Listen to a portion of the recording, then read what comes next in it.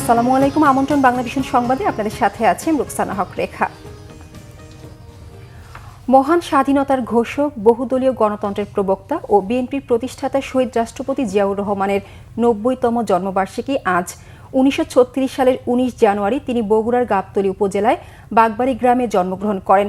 এই ক্ষণজন্মা নেতার বর্ণাঢ্য জীবন ছিল অসাধারণ। শিক্ষা জীবন শেষে ১৯৫৫ সালে তিনি পাকিস্তানি মিলিটারি একাডেমিতে অফিসার হিসেবে কমিশন লাভ করেন। একজন সৈনিক হিসেবে কর্মজীবন শুরু করলেও দেশের সংকটে তিনি বারবার ত্রাণকর্তা হিসেবে অবতীর্ণ হয়ে দেশকে সংকট থেকে মুক্ত করেছেন।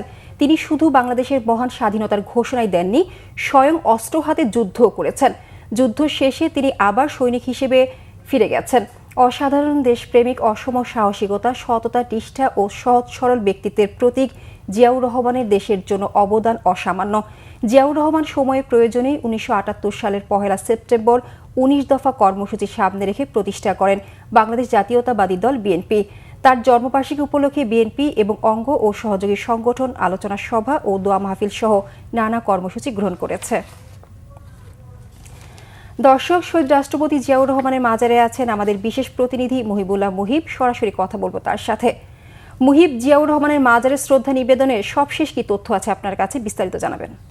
রেখা, আপনি নিশ্চয়ই জানেন যে শহীদ প্রেসিডেন্ট জিয়াউর রহমানের ৯০তম জন্মবার্ষিকী আজ, এবং এই জন্মবার্ষিকীকে ঘিরে জিয়ার মাজারে কিন্তু জনস্রোত নেমেছে। পুরো এলাকায় নেতাকর্মীদের ঢল নেমেছে, যেন তিল ধারণের জায়গা নেই। অর্থাৎ সেই বিজয় সরণি থেকে শুরু করে অন্যদিকে সেই আসাদ গেট, পুরো এলাকার লোকে লোকারণ্য হয়ে গেছে। এখানে শ্রদ্ধা জানাতে আসবেন বিএনপির চেয়ারম্যান তারেক রহমান।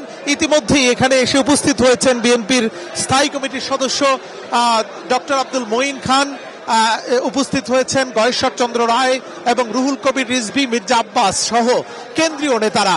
আপনি নিশ্চয়ই জানেন যে এবার এমন একটি প্রেক্ষাপটে এই জন্মবার্ষিকী পালিত হচ্ছে যখন বিএনপির চেয়ারপারসন বেগম খালেদা জিয়া ঠিক তার স্বামী প্রয়াত জিয়াউর রহমানের সমাধির পাশেই চিরনিদ্রায় শায়িত রয়েছেন।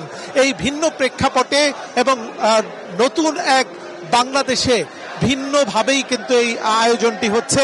আমরা দেখছি যে নেতাকর্মীদের মধ্যে উচ্ছ্বাস যেমন রয়েছে, একই সঙ্গে সেই বেগম খালেদা জিয়াকে হারানোর শোক আমরা লক্ষ্য করছি।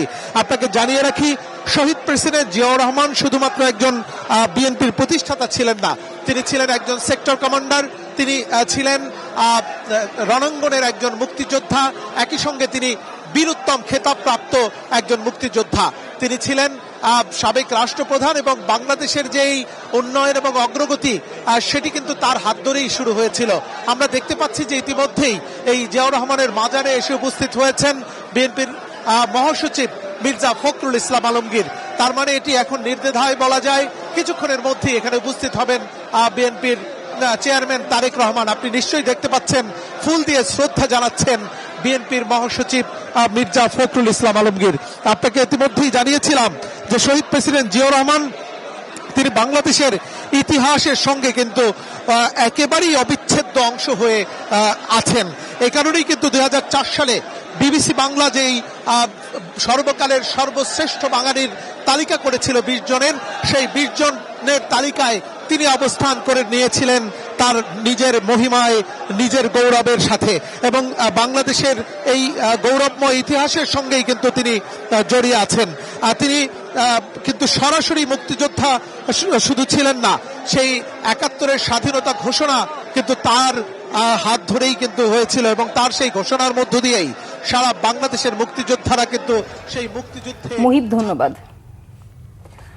ব্রাহ্মণবাড়িয়া ২ আসনে সরাইলে নির্বাহী ম্যাজিস্ট্রেটকে হুমকি ও আচরণবিধি লঙ্ঘনের পাশাপাশি মব সৃষ্টি করে বিচারিক কাজে বাধা সৃষ্টির বিষয়ে ব্যাখ্যা দিতে স্বতন্ত্র প্রার্থী রুবিন ফারহানাকে জেলা রিটার্নিং কর্মকর্তার কার্যালয় থেকে নোটিশ দেওয়া হয়েছে।